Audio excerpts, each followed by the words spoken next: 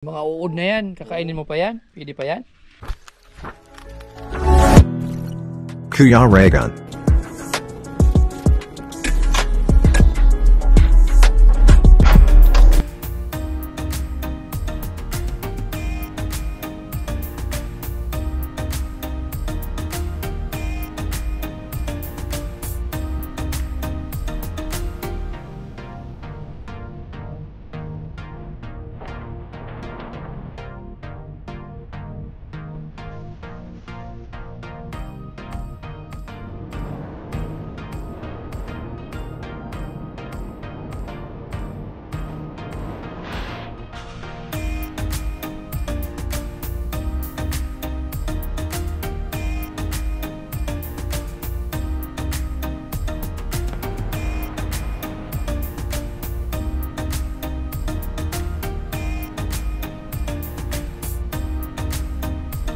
Ako.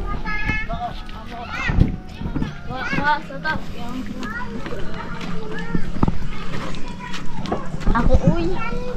Bakit makawag ka sa mga? Love ko din yun.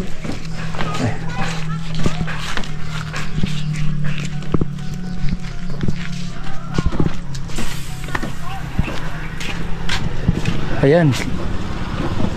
So pansamantala po, giniba na yung bahay muna nila Tatay Nolilon para maayos na nga. At lalagay na po ng dingdingan. So ito na po yung simula ng ating project dito sa kina Tatay Nolilon. So medyo magulo ngayon dito dahil nga sa tinatrabaho. Siguro 3 kilos po. 3 kilos, ayan ang binili namin sa ano, isisingag yata ni nanay. Prituhin mo, nay? Bulinaw.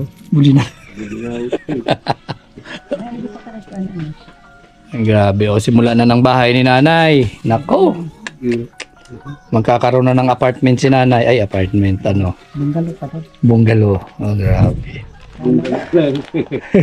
Nanabigyan pa. Baka sunod na pagdating ko dito, 3rd floor na to, ha? Wala na may ipagawa, sir. Kundi hapon tulungan. Paano ayos na yun, sir. Basta nalay matulugan. Basta may matulugan, okay na to. Oo. Kontra sa... Ayos ng dingding. Good na. At labas hangin, labas liga. At ako. Ano na, sir. Kung yun, nagtulong sa amin. Ganyan na lang yun. Hantod na. Bulok na lang yung sim. Hantod na, matay na lang yun. Ganyan na yun. Tigpagtapalan ko na lang at hindi mo labasan ulan. Salamat ako, sir, kaya mayroong nagtulong sa amin na ganito lang naggawa. Malaking bagay na to. Oo, di ka na magkuhan. Makita na mo, sir, tama lang bigas, asukar, kape. Di na makabiling ulam, bigyan na sa mga apo. Buti nga ni kay sira ng bahay nila doon sa Umalag. Yung bahay namin doon na may kasama kami dito. Wala man, kami lang doon. Doon, mga kapitbahay ko. Yung matanda, kawawa man po. Sabi niya, tulong-tulong nilang sa pili. Ako, sige. Kung mayroon siya, kung mayroon ko, bigay-bigay na lang kami. May makain lang, good na, no? Ang ginagawa ko, kanyan sir, sige na lang lutusin ano. Buti gani ka, mayroon ka magbigyo. May na po sir, oh. Ang nasingil ko kahapon na 1K, pili ko na po sin ano. May pautang ka na pala. Oo, yung ano ko. Daghang pagad sir pautang sir kasi yun ho, tangan mo lang 2 piraso, kape, ano man so. Oh, kung magkapera sila, sisingilin ko.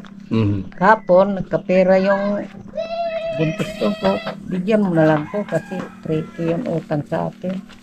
O, 1 cake hapon binili. O, nakabili ako ng bigas. Sana sir eh na. Ginagawa mo, tay? Yung isda niya ho. Kuha Lagayan ng isda? tapahan. Tapahan? Wala naman pagtapo. Wala naman kuwan. Nakakuha na og silot si Badang. Wala man, anong silot? Bakit? Anong silot? Sa iyo, kakain kayo. Wala man. May si ano, kasi wag mag-asman kanan. Kawit. Yan, tingnan natin muna itong ginagawa.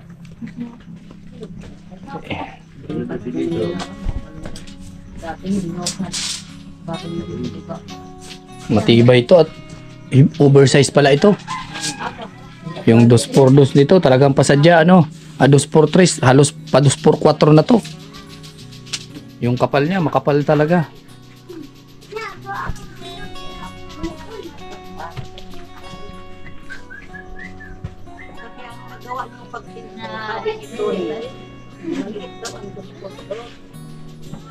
Okay na yan. Mhm.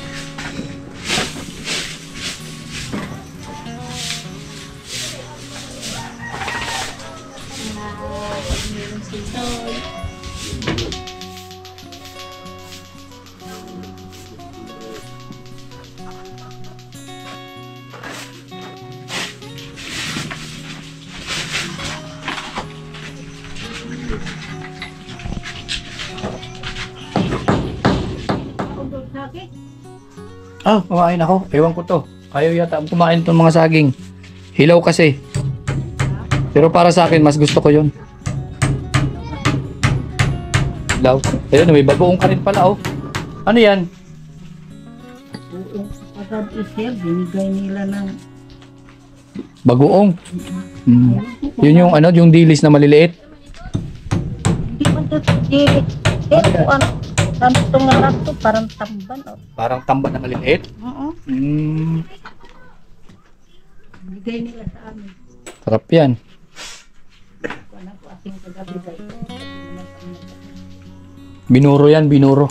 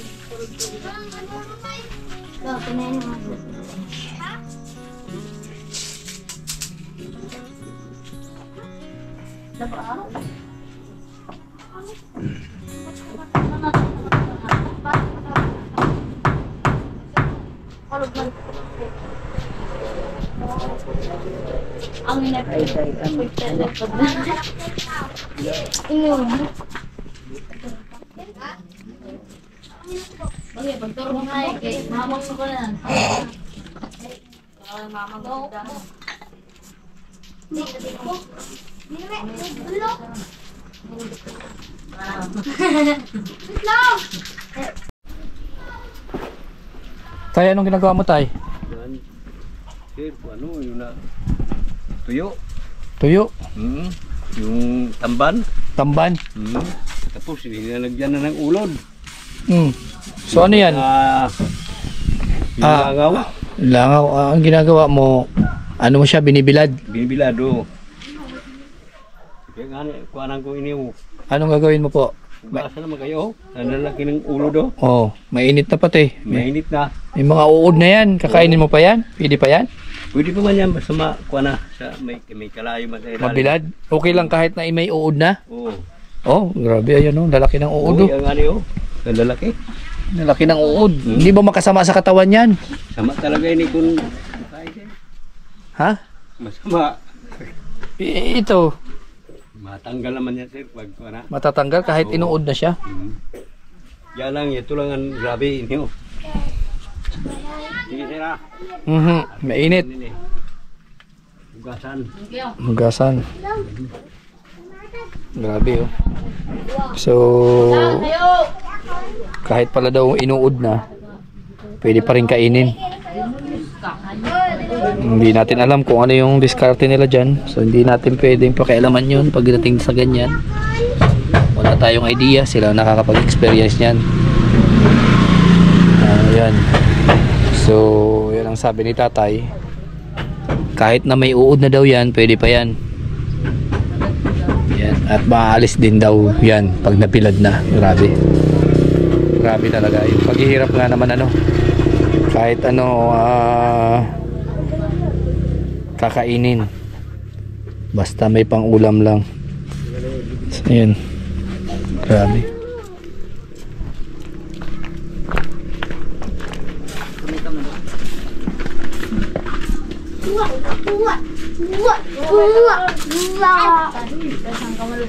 Yan, malapit na mga kalangga.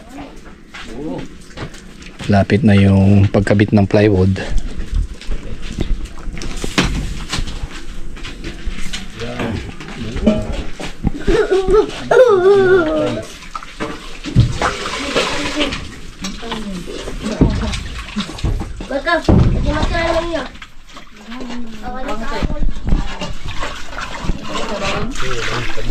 Ikaw yung nagsasaing, tay? Wala na, tapos na. Tapos ka na magsaing? Ikaw yung nagluluto ng ulam? Luto na yung ulam. Ilagay na lang sa kuhan. Sa mainit na ano. Yun na, linagyan ko. Aha. Ulam nyo yun? Oo. Yun yung iuulam nyo? Di pa. Ibibilad pa yan. Ibibilad pa. Tapos pag natuyo na, Katuyo, yun na. yun na yung ulam nyo. Katuhunin mo, pwede na yun. Oh, piprituhin. Oo. Mawawala na yung bakterya ng uod. Mawala na ang bakterya. Ay, pag binilad mo, talbo talaga sila sa init. Pag binalad, mamamatay yung Mamatay yung bakterya. bakterya. Yan. Yung uod na yun, mamamatay, mawawala. Yun. Pero pag di mo binilad, ay nako. Nandun pa rin yung uod. Ito pa rin yun. Kaya ang gawa.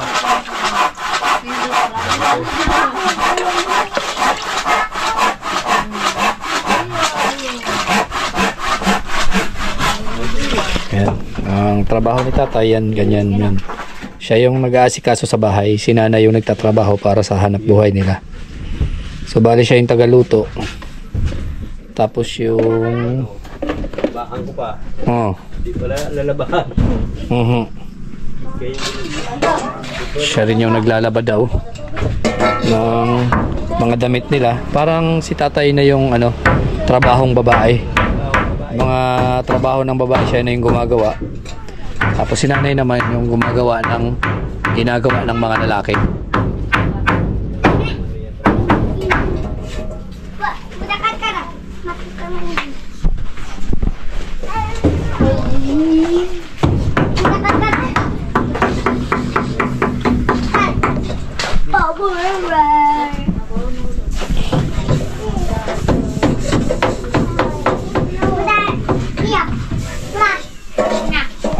Oo. Para pagdating mo, pipigyan ka na lang. Okay. Opo. So, ayan. Ayan mga kalangga. So, bigay tayo ng 1,200 para sa labor ni Kuya Franco. Kuya Franco, ano? Opo. Yan, para naman may budget na siya. Kasi baka mamaya umalis kami. Ayan po. So, ayan Kuya Franco. Opo. Ayan, so ano na lang kung ano yung kukulangin natin. Estimatein na lang natin. Kasi ito dito, Ah. 3 plywood na to. 3 plywood. Yun po. Mhm. Kasabay na yung sa pinto yan po, sir. Sa pinto. Opo. Dito, halimbawa ito. Isa. Dalawa. Ang mga dalawa. Lumay kalahati ito. Okay. Di sakto lang. Okay, dito, tatabasin ko. May tatabasin ako ng konti lang dyan. Okay. Dito, sa buong plywood, dito ko tatabasin ng pinto. Aha. Pero may babalik ihapon siya. Kasi ang gihapon ang gagawin ng pinto. Okay. Tatabasin ko yan dito sa loob. So yan, basta tuloy-tuloy lang para matapos. Opo. Mhm. Para naman maging komportable na sila nanay. Opo.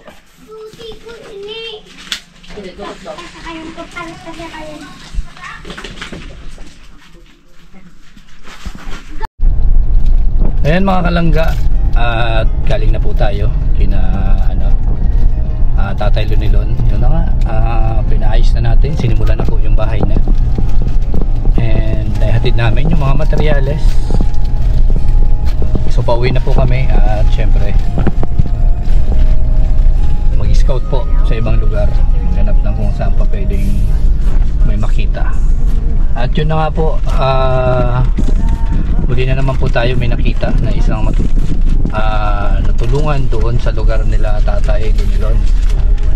And yan, maraming salamat po sa lahat ng mga viewers, supporter, sponsor po na tumutulong ngayon, no? Especially dito sa Anonymous po na tumutulong ngayon kana Tatay Lunilon. So malaking bagay yun sa kanila. Sobra yung pasasalamat nila dahil hindi magagawa yung bahay nila o hindi sasaayos yun kung wala yung ating Anonymous na tumulong para sa kanya. Grabe. Kaya paulit-ulit na nagpapasalamat sila sa kabutihan po ng ating Anonymous sponsor. Malaking bagay yun sa kanila, sa sitwasyon nila ngayon na wala silang kakayanan na ipaayos ang kanilang bahay. Yun po. So syempre si Lord na ang bahala sa kanya po na ibalik, no, yung blessing na ibinahagi niya sa mag-asawang si Tatay Lunilon and Nanay Adela. Yan. At yun, salamat po sa suporta and salamat po sa panonood sa aking mga video, hindi pag-skip ng ads. Malaking bagay na po yan. And yan, suportahan nyo lang po sana ang aking charity works dito sa aking lugar at yung mga ginagawa ng ating mga kasamahan, especially sa Maglangga at sa mga Roboys at sa lahat ng mga charity vloggers po na nagkakawang gawa, ano? Ayan, nagsusumikap na makatulong, gumagawa ng mabuti sa ating kapwa. Kaya muli na naman po tayo nakapagbigay ng ngiti sa ating kapwa ngayong araw na po. So yan po, bye bye and God bless po sa inyo lahat. Abangan nyo lang po yung mga ganap o magagawa pa dito sa ating project ngayon. Ayan, so bye bye, God bless.